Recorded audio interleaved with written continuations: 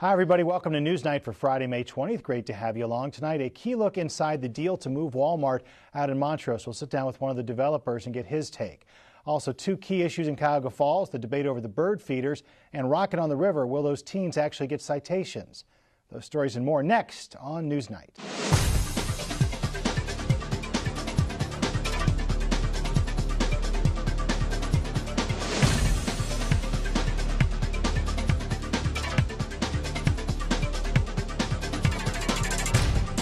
As the storm continues to brew over the idea to move the Walmart to create a super Walmart in Montrose, in the center of it all is Larry Levy, president of Levy & Company, the developers.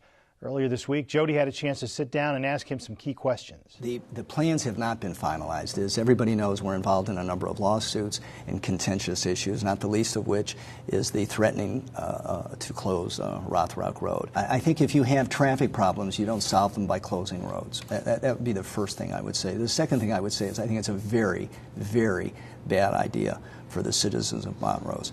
Many people use Rothrock Road, which has 4,000 or 5,000 cars a day, to access the retail that's out there. I might add that there are other businesses on Rothrock Road that depend on that access. If those businesses don't have access to traffic coming off I-77, which is to say they're forcing people to go all the way up to Route 18 and put further pressure on Springside Drive, which will not have the improvements that we're talking about making at our own expense, it's going to be harmful to those businesses. And a number of those businesses have called me and asked me what I think about closing Rothrock Road. And as I said, I think it's not a good idea for our community. It may satisfy a few homeowners who live in that development, and I sympathize with them. But I think closing Rothrock Road doesn't solve their problems at all. They're still next to I-77. They're still contiguous to Cleveland-Massillon Road. There's a lot more traffic on Cleveland-Massillon Road than there will ever be on Rothrock Road. It is the key topic in Montrose, and everybody has an opinion. Let's get to ours. Great to have along Steve Hoffman from the Akron Beacon-Journal this week, and also great to invite freelance journalist and contributor Jody Miller. All right, Jody, you had a chance to do this interview. All of it is online at newsnite.net, so you can watch the entire interview. But everybody is going to be impacted by this, even if you're not shopping at Walmart, when the traffic is the first thing that comes to mind. Absolutely, and that seems to be the main contention right now is the traffic, because Walmart, of course, is proposed for a 40-acre site in Copley, and it's along Rothrock Road. Across the street from that site is, in fact, residential Fairlawn. It's a two-lane road where it comes in at Cleveland-Massillon and comes up and around. It's a three-lane road then just in front of where this development would be, but that 3 lanes is in fact a turn lane. And it's whether or not that road can take that impact of traffic. It's whether or not the number of people coming in on 77 from either accessing the Walmart from Rothrock or from Cleveland-Massillon or from Route 18, what that's going to do to the people who live, obviously, in the neighboring residences. Larry Levy, when we spoke this week, and I have to, applaud his getting in touch with us and saying, I want to come in and present my side of the story, and that's great. He has said that the developer they've done traffic studies. There is another traffic study going on right now, that they already have plans in place, particularly at the Route 18 Springside Drive intersection with additional turn lanes, with a traffic light as you come up Springside toward that Home Depot. There would be a traffic light. They're talking about roundabouts. They're talking about only 3 curb cuts. And I think, in all honesty, he impressed me as wanting to do the best that he could in terms of the traffic. But I'm not sure anybody really understands the traffic volume you're dealing with here. Because even if we're just dealing with Walmart and Sam's Club, don't forget you've got additional property north and south of that parcel, which is zoned commercial, and which, in fact, in the future could be developed. So that property is going to become, I think, obviously more valuable once the Walmart and Sam's Club is there, so it will be attractive. One of the limiting factors, at least according to AMATS, on this Rothrock Road issue is the turning off of Cleveland-Massillon Road. You get off the freeway, there's not much room to back cars up in a left turn lane, so there's some kind of, there is a limitation at that point about how many cars can actually get down Rothrock Road off of Cleveland-Massillon. But I think this solution that Mayor Roth has come up with is somewhat clumsy. And I don't want to pin this on him, but my impression is it may well be a bargaining chip for him. this idea of having a gate and only and closing the road. And you know, you close Rothrock at the Sawgrass, and then those who either live further down on Rothrock, or if you have I assume that the businesses would need some kind of access. Emergency vehicles would need access. You'd have your little card. Well, if it's anything like the card I use to get into the Beacon Journal, it's going to be, you know, kind of an impediment. It's going to work or not work, or it just seems like a clumsy solution. And also, you know, this is a public road. It's a county road. It's not a private road, and you wonder how much authority the mayor really has to go ahead and do this. I'm not certain of that. Well, and the Beacon today had a story by Marilyn Miller about a Copley trustee meeting on Wednesday, where the Copley trustees, in fact, are going to research the legality of closing that road. And because, don't forget, Copley's on one side, most of Phelan is on the other, and so they share the road. So Copley has as much right. In fact, one of the trustees, I think, was quoted as saying they have 60% of that roadway. So the question is, does he, in fact, have the legal right to close it or to, you know, impede traffic in any way, shape, or form? And I think you might be right. Maybe it is just a bargaining chip. The sad thing is, and sad in this respect, the residences that are there, okay, and don't forget Rosemont Boulevard is also off Rothrock Road, and Phelan has already closed Rosemont Boulevard, so there are barricades there. Which makes some sense. It's a residential street in a residential neighborhood. But there are two sides to this issue, obviously, and that's why I hope people go and watch both interviews. The interview we did last week of Vicky Sabino, Citizens for a Better Montrose, and then the interview this week of Larry Levy, because the property in Copley is zoned commercial. So there is no legal reason why they cannot go there as long as they fulfill those requirements. Right. And the point he made is valid in the interview about the fact that those apartments do in fact, you know, they're a buffer in terms of what land use planners talk about from commercial to residential. Single-family residential is multifamily, and those are the apartments. And those apartments also are dealing with the kind of noise that residents are talking about now, because they back up to the loading docks of Home Depot and JCPenney's. Going back to this zoning issue, I mean, we've discussed this before, but I had a chance to speak with the Copley zoning officials recently, and there's no rezoning issue here. No. And so once that fact is on the table, as Jody's saying, the rest of this is sort of going to the developer and, you know, various agencies, whether it's the EPA, traffic, whatever issue you throw at them. You say, well, you got a problem here. It's like with the recent EPA thing. You know, you got a problem here. The developer says, you know what? He's not going to say these words. I'm going to make $1 gazillion out of this. What he's going to say is, what do I have to do? And because he's in the driver's seat here. Now, there may be mitigating factors, things that have to be adjusted, but it's pretty tough. And I'm not saying I agree with the zoning that's in place. It's kind of problematic, but at this point it is what it is. But whether they, you know, create a gate where you have a little, you know, yellow smiley face sticker on your bumper that lets you get through, or what, at some point this was going to be developed. It was all commercial property. Right. Why does it seem like it's such a surprise to those people that are so against it? I think that's human nature in a lot of respects. All the time you find out people, the NIMBYs, you know, not in my backyard. You go into a development, you buy a house, you own property, and you assume that the vacant lot next door to you is always going to remain vacant. Well, unless you own that property, you have no control over it. Right.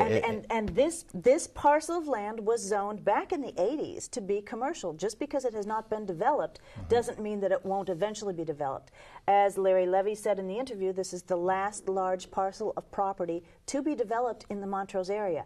It's going to happen. You know, whether it happens to the benefit, whether the two sides can come together and work out a solution that's going to be beneficial for everybody is up to the sides who are involved in this. Mr. Levy appeared very willing to sit down with the residents, and anybody who has a question. In the interview, he talks about the fact of the light pollution and the noise pollution and how they are, in fact, going to meet every regulation and requirement that they are that they have to meet. Yeah, so it's hard for the average person if you're buying a home. You assume your subdivision's going to look a certain way, but to ask someone to research the adjoining properties and understand what can be developed there. I mean, that's pretty tough to do. Usually you rely on a real estate agent to do that. But, you know, what's their due diligence? I mean, they need to tell you certain things, but do they really need to inform you about how complicated the zoning is in the broader neighborhood? That's kind of above and beyond. I'm thinking about that real estate ad where the young couple standing in front of their house and the 747 goes right over it. Well, yeah, so there's some onus at some point on the homeowner to figure this out. But having said that, it's difficult to do all that research. It's a lot to ask. I want to talk more about that now as we shift the conversation over to newsnight.net. For more NewsNight content, including extended discussions, full interviews, and the chance to speak your mind about the issues, join us online at newsnight.net. Back now to talk about the birds and the bees, both from Cuyahoga Falls. I'll explain in a moment. Steve will be back in a moment as well, but great to invite into the conversation now Phil Trexler from the Akron Beacon-Journal. We should say the award-winning Phil Trexler from the Akron Beacon-Journal. Real quick, what was the award you got this week? Best news writer in Ohio. Yes. That's a good one. Nice work. That's a bumper sticker waiting to happen right there. Thank you to the Associated Press. There we go. Well, we're talking birds and the bees. We'll start with the birds, both from Cuyahoga Falls. And Jody, this one just has people doing a double take of, do we really have so little going on in life that we can legislate bird seed falling into your backyard from the bird feeders? But you know what? That was my initial reaction. Okay, and then this week I called James, the councilman, to see if I could get an interview with him. And this man has been pilloried since this information came out. He's been on the Drudge Report. He has been just bandied about as for that very reason.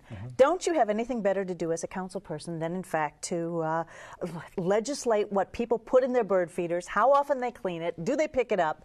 You know, but to give him a little bit of credit, he was just trying to meet the needs that several constituents had talked to him about. That there were cases where the bird seed would drop on the ground, it would lay on the ground, it would start to smell because it would just lay there. It would invite rodents, squirrels, which Phil will talk about, squirrels, river rats, okay, that were as big as household cats would come up and start eating this stuff. You know? Yeah. River rats from a development in his ward. And then it was you clean the bird feeder, and then there's also the issue of birds who are getting ill and dying because the bird seed has bacteria in it. And all he tried to do was, I think, unfortunately, legislate what you could do on your own private property, and I think that's where the rub was. If nothing else, we have to give him credit for having raised the issue and made people more aware of a situation that needs maybe some addressing. A squirrely issue? Well, I think it's squirrels, and I think, as we pointed out, it's the reason why you have the concealed carry laws in the state of Ohio. The squirrels I think are escaping a large part of the blame here. You know, in my bird feeder, it's the squirrels that I'm trying to keep at bay. The birds are generally not as messy as the squirrels. The squirrels don't care. And this legislation does nothing, in fact, to address the issue of the squirrels. But on a serious note, sure, you know, there's bigger issues in the falls, and I appreciate his efforts. But you know, when you propose something like this, you got to expect some sort of criticism and ridicule, and you know, it's gone national. When you're on the Drudge Report, you're there for a reason. And I look at this as like trying to legislate, you know, cursing. You can put it in legislation all you want. Is it really realistic that someone could enforce it? Yeah, the enforcement is another issue. What are you going to go in somebody's backyard and inspect it? Obviously, the neighbors will complain about other neighbors, and it's just... And then when do you know if it's a real legitimate complaint, or they're just mad because the dog is barking or because their kids are partying? So, I mean, that's the kind of dilemma you run into with this kind of situation. The police department's probably rolling their eyes over this one, thinking, you know, the nightmares is going to come along with trying to, you know, investigate, you know, bird droppings and messes. People you put in the jail cell next to the people who rip the tags off the mattresses. Exactly. But, you know, it's great jokes, but all humor aside, it's good that you talked to him and got a little more clarity on what the real intention here was, which was simply to make things better. Yeah, right, to make things better for certain of his constituents. And like I said, I asked him to come on the show so that we could interview him. He did say that the only other interview he will allow himself to have is with David Letterman. So you know, unfortunately, Newsnight, it's, you know, Jerry, anytime you want to come on. But all right, well, let's talk about the top 10 reasons that kids are going to be in trouble at Rockin on the River on this Friday night. It's the first Friday night of the year, first Rockin on the River of the year, and as you'll recall, the city has now passed an ordinance that if your teens are there and they're unaccompanied by an adult, more specifically, parents should be there,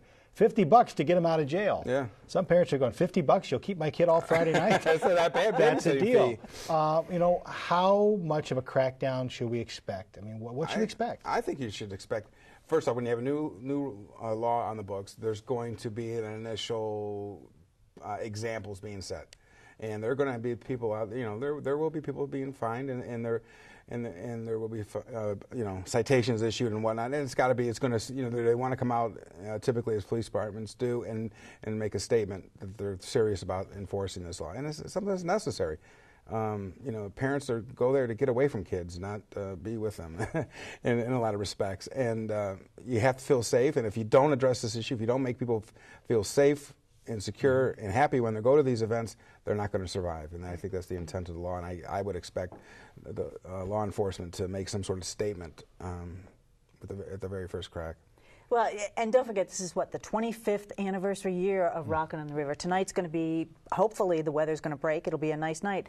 So I agree with Phil. I think that the police will be out there in force, or whoever's going to be out there in force, to make sure that this new legislation, this new code is enacted.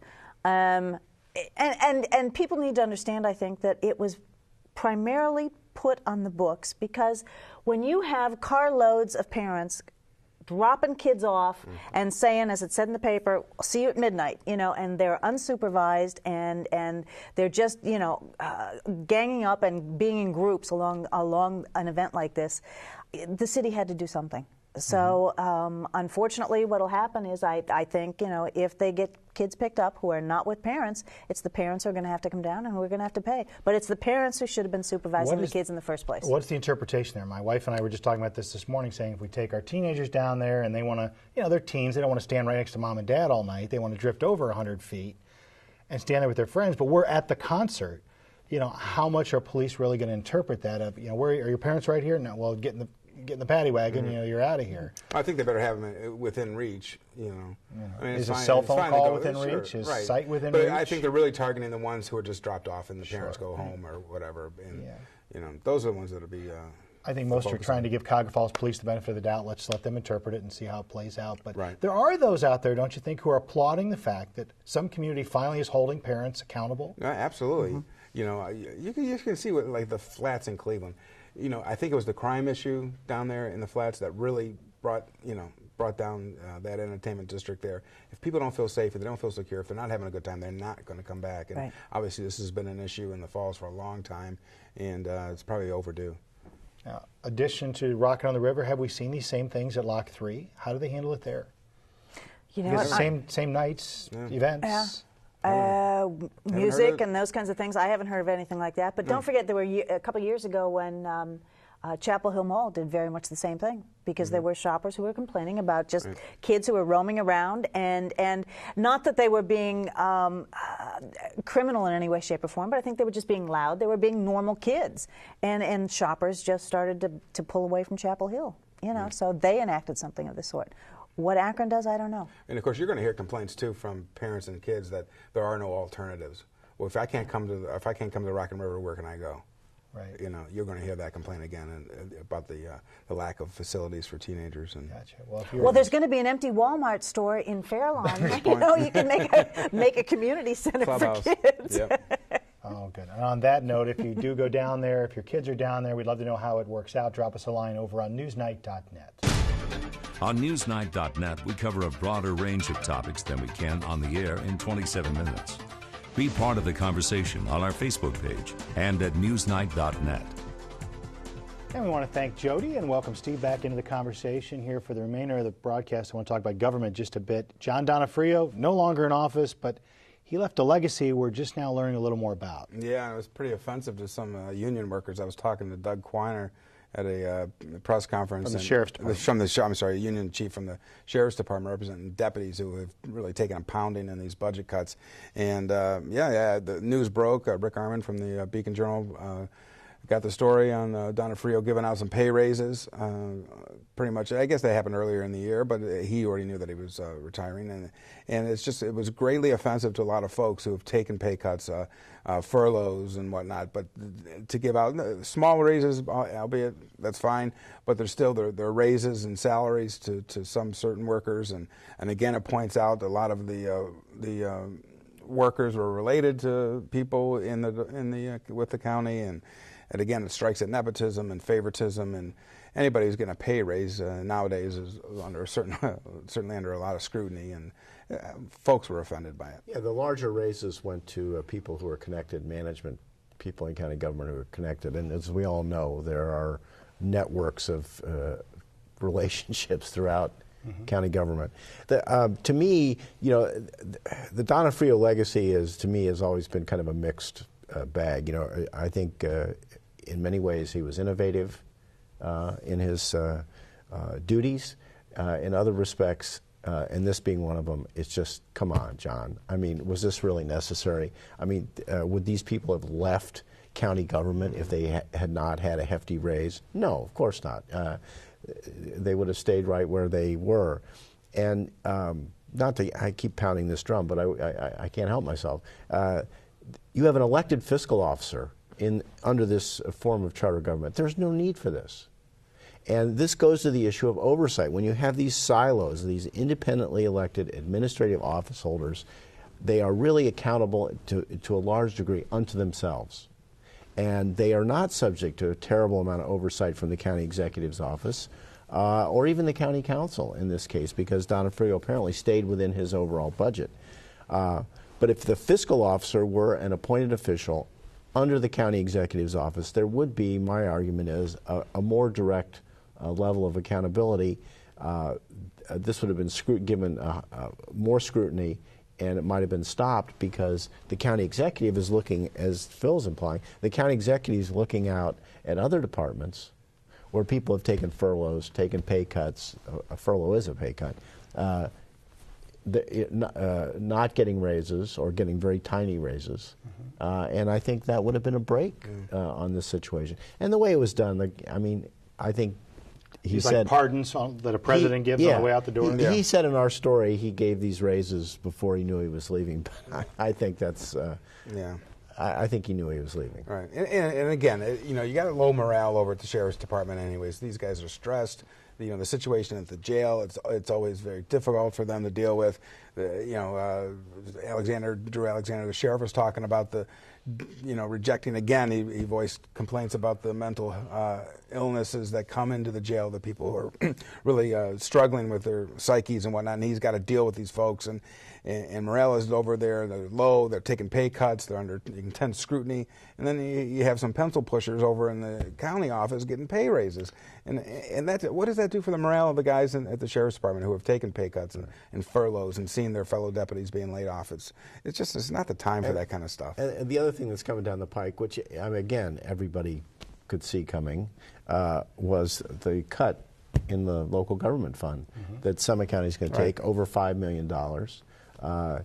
And my sense, I don't see how you could believe that at this point the Kasich administration or the legislature is going to back off on this local government fund issue. They're going to cut it. This has been coming like a freight train, and how could Donofrio miss this? And this is going to have a huge impact on county government. $5.5 million, that's a lot of money. Sure. Is there a better checks and balances that can go into place under the current government that we have, though, that at least gets more visibility on these before they go into play? I'm not sure that there is, given the fact that we decided to have a fiscal officer, and this was... If we have a council, and we have a fiscal officer, and we have a county executive, shouldn't there be somebody in there that can keep raises? Well, that's why you elect, you elect a person, the office holder. I mean, that's you give him the keys to the office, and you put your trust and faith in there that he's going to spend your tax dollars wisely and prudently, And I think in this case, Donofrio failed. It was, obviously it's not coming out of his paycheck. It's not his money. Yeah. It's somebody else's money, and he's giving it away. So the argument is, the argument you get into with these directly elected office holders, and they will argue, as the county engineer argued when they tried to make his job appointive, and he successfully beat that, is that the ultimate accountability then is with the voters. So in this scenario, you have an elected fiscal officer who obviously has a lot of clout. Will the voters bounce Donofrio's replacement? Probably not. He'll be gone. His successor probably will not be held accountable for this. Later on, maybe if the successor does something similar or makes a mistake, maybe the voters will remember, maybe not. I would much prefer to go forward and have this position under the executive. Then the executive and the council are that provides the check and balance. The executive and legislative branch, they have somebody under their wing. They can discipline that person or take the heat. Each of these county workers can probably make an argument that they deserve their raises, just as so many other people can, and each one has their own individual story to tell. But as you mentioned, with sheriff's deputies laid off, it's all county money. Is there pressure on Russ Pry to say something, to do something, to at least send a message to the other leaders? I don't want to scoop Rick Armon, but I understand there's more stories coming out on pay raises that have been given this year. So I don't think that Donofrio is the only guy out there doing it, and I think, keep an eye on your Beacon Journal, because Rick Armon's got some other stories coming along these same lines, and I think people are going to be even more offended. But we have less than a minute to go here, but don't leaders have to do something to hang on to their good people? Are they feeling the pressure to give them something to keep them around? Like Steve pointed out, I don't think a couple $1,000s here and there is going to keep anyone. Not in this climate. Not in this climate. They have nowhere to go. They have nowhere to go, and also let's not forget the benefits of working for the government is still there. The premier health care and the premier retirement plans. People are not going to walk away. No, there are benefits to be working for the government, and it didn't used to be such an imbalance, but now it's a gravy train for a lot of folks over there, and certainly, look at, Cazell Smith, bring that up. He moved over to the... And that could ignite a whole other debate. Phil, Steve, Jody, also, thank you so much, and thanks for being with us. We'll see you next Friday right here for Newsnight. Good night.